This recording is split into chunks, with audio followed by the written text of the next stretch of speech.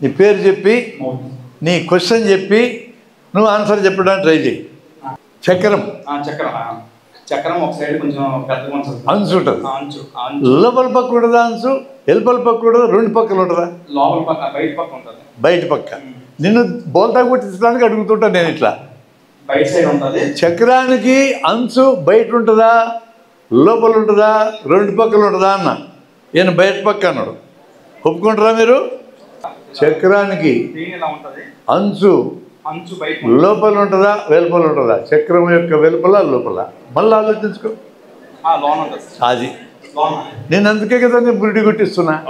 నేను జీవితాంతం బురిడి కొట్టించాను. నీ చుట్టూ ఉంటారు. లోపల వైపు అంచు ఉంటుంది. Correct answer. 7 కారణాలు చెప్పాలి నువ్వు. పట్టాలకి మధ్య డిస్టెన్స్ వేరీ కాకుండా ఫిక్స్ అయి ఉంటుంది.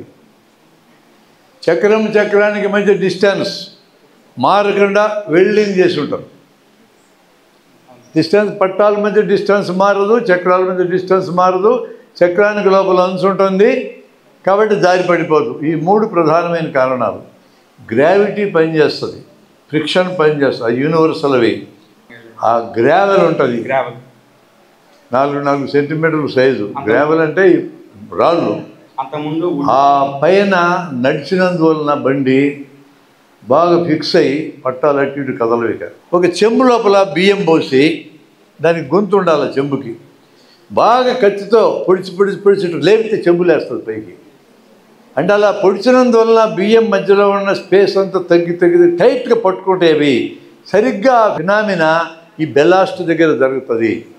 ఆ రాళ్ళన్నీ సర్దుకొని పట్టాలను టైట్గా పట్టుకూడదు.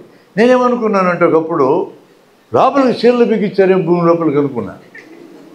చీర వెళ్ళి చూస్తే చీరలు ఏం లేవు అక్కడ.